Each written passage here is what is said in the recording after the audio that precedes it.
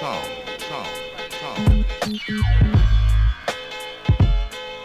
was a point in time that I almost really thought that everything that could be done with turntables had been done until I saw the World Famous Beat Junkies, and it was just mind-blowing. And someone showed me a video of these guys doing a routine that I thought was absolutely impossible. It was a clean, like, style that was refined, and I loved that about them. And the choice of music was amazing. Something that really, you know, struck a chord with me for the rest of my life was just how cool it was to meet your idols and have them be so nice, you know, and so humble and welcoming. I've never really been in a DJ crew, but I always, like, if I were to be in one, I was hoping to be in that one, you know? Everybody in my crew is dope. Curse, DJ What, Icy Ice, Symphony, Melo, Havik, Sweet Pea, Tommy Gun, D-Styles, Babu, Choc, Rhettmatic, Shortkut. You know, they are at the forefront. They're the founders. I don't know if Jay had a mobile DJ crew, but I had. Curse did, you know, some of the other guys did.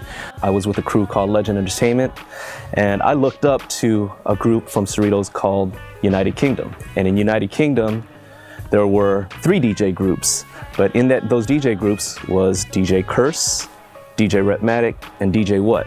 You say those names and people were like, oh. I heard about like Curse and I heard about Rhett, and I heard like they had a crew. I heard about their crews more or less, like Double Platinum or whatever Rhett's was called, and Public Image, like whatever. I think that was the name of their crews then. We had the same friend in common, a friend named Joey Quarles. Used to go by Junk One. When he first started out, he was just doing some designs for Nubian clothing, which was later on transformed to Drawls clothing. And anytime he needed like a clothing store or something, like wanted a DJ or whatever, he would like hire me out. Like, oh man, I wasn't nobody yet, so it wasn't like he was selling me out like, oh, I can get J-Rocc.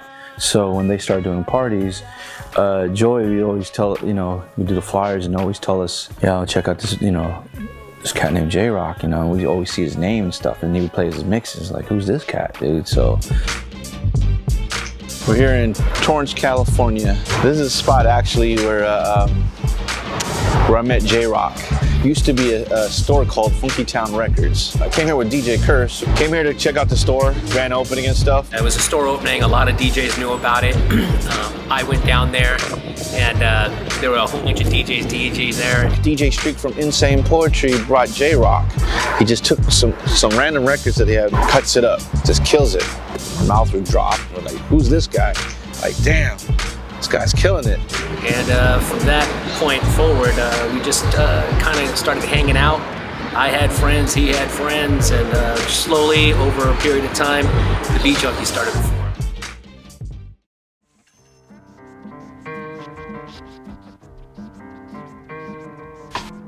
We are in front of what used to be a nightclub in the early 90s called Probe. J-Rocc, DJ Curse, Rhettmatic would kind of come in, they would lay out 4 turntables, and they would just go for broke. And I would come here religiously every Thursday. My man Curse came up and was like, dude, you're here every Thursday, bring some damn records next Thursday and come DJ with us. And I was just like, word. The rest was kind of history. They kind of embraced me moving forward. We started getting together to practice at DJ Curse's house. So it just mashed in, just like everyone just kept running into each other. And just like, you know, like through little random chances, like DJ community, I guess. So this is like my old book of flyers, and like there's thousands of dudes I DJ'd with like every weekend. These guys could have been beat junkies, but I didn't hang out with them. And then Jay had this idea to just, you know what, man, like we're doing stuff all the time. We all play the same clubs. You know, it's always 2 or 3 of us. We're always hanging out. Like, let's just start a DJ crew. And everybody had to kind of gel with everybody else before it was cool to let somebody in the crew and stuff like that. J-Rocc used to work at this comic book store, and he had these Green Lantern rings that he was passing out.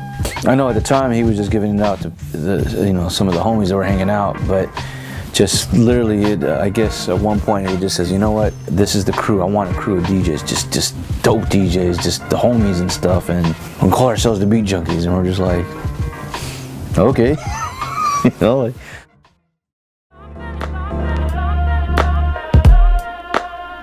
Me and D-Styles came down to LA for the DMC, West Coast DMC Championships in '93.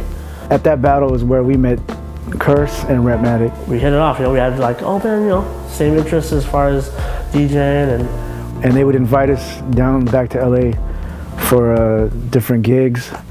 I think it was '94 is when they asked us, would you guys want to be in the crew as a Northern California member. I knew Melo first. Melo and I used to do mobiles together. He was in one group and I was in another. And then just being, knowing Melo and being around, one day, I just asked J-Rocc and I was like, hey, how do I get down? He just handed me a ring. And I was like, wow. I wanted to be part of the crew, but not because I was the token female DJ, but because that I was as good as any of the other guys and that I was just a good DJ. It must have been '94 or '95. I entered a battle in Santa Barbara. It's being judged by the Beat Junkies. And somehow I end up in the finals against Rhett, and I beat him. Fellas, I started going to Cerritos on the weekends and hanging out. And I became a junkie. They asked me to be down, and I was super excited. From there also, too, I started working in LA at Fat Beats. And, so opportunities started popping up. People started knowing me more outside of my bedroom.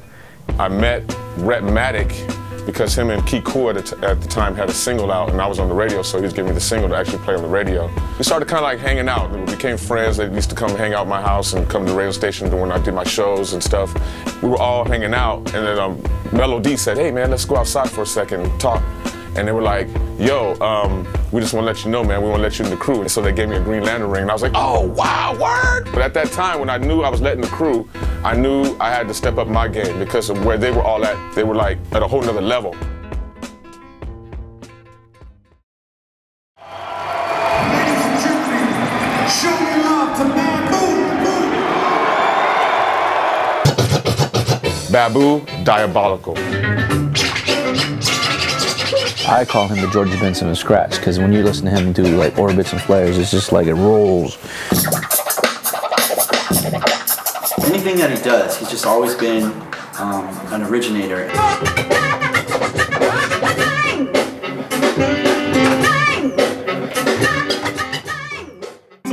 Radio Shade 45, my name is Mr. Choc, DJ Big One up in here. Big Earn Dog on the boards, DJ Muggs in the back making his album. Mr. Choc is the complete package. Very meticulous, very precise in what he does. I wish I could actually cut like him because he's... From every aspect of DJing, he can bring it. He's one of the guys that I listened to in the early 90s. Him and T-Minus had the Roughnecks. I used to tune into his show religiously. I never really hung around with him too much. I just know that he is hilarious on the radio.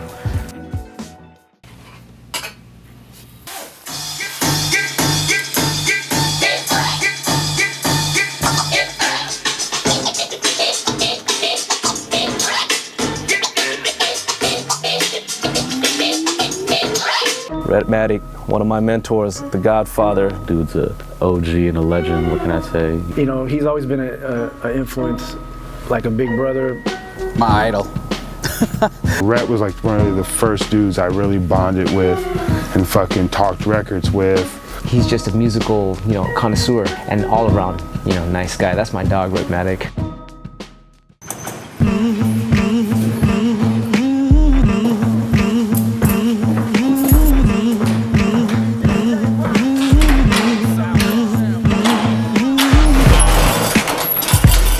Melo-D.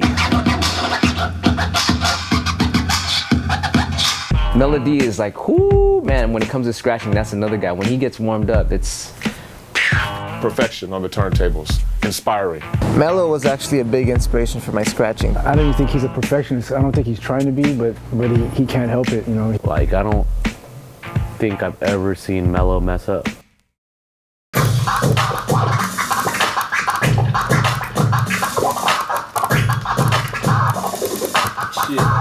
Short was the babyface assassin.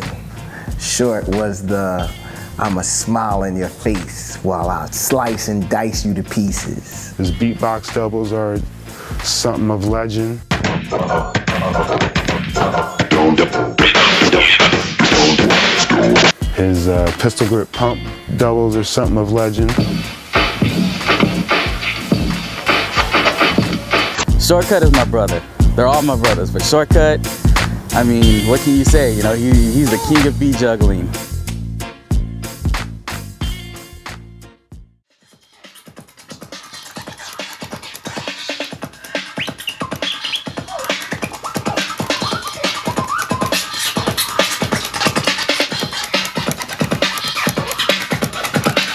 D-Styles, one of the illest scratchers, period. It's like listening to a jazz artist. It's almost like a Miles Davis of scratching. Ooh, D-Styles a scientist. A lot of people, you know, they just don't know what that man is capable of doing. You know, when the aliens came here and fused monkeys and aliens and created humans, D got a little bit more alien than monkey in his DNA.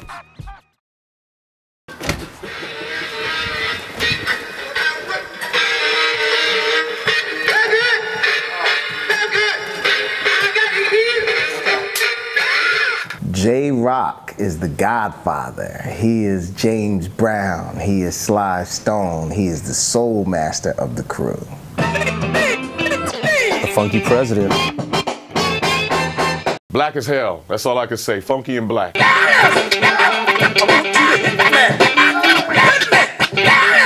think out of all the guys in the Beat Junkies, I wish I could DJ a club the way J-Rocc DJs a club. He's the guy that I wish I could be as a DJ. Man, J-Rocc's in my top 5 DJs to this day. But one of the big things about the crew is that, you know, we have our hands in so many different things individually, as well as being a tight crew, you know. Whether it's J-Rocc and Stone Sour Black Star, or Rhettmatic doing a record with Eric Bobo or Buff One, or Visionaries, or Melo-D repping for us in Vegas. You know, Shortkut doing this thing in the Bay, or traveling around the world, or myself when I'm out with Dilated, like, we're always repping the crew.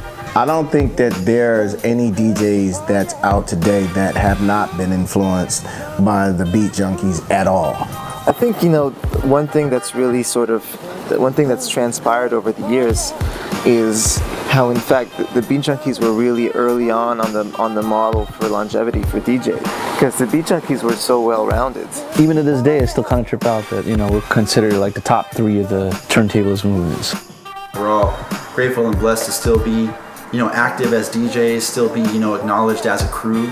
And that, even though like we all do our individual things, and you know sometimes we don't all perform together, whatever, we never stop being a crew ever. If I might not see one of them for like 2 years or something, and I run into them again, it's like, it's as if we're just seeing each other.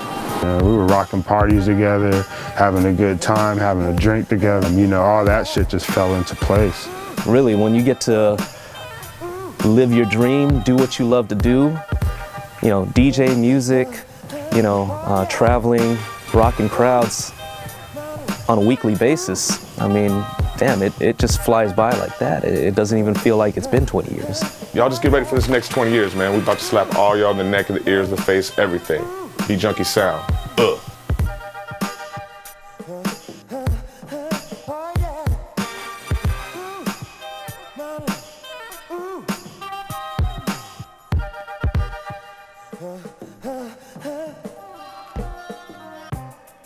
Over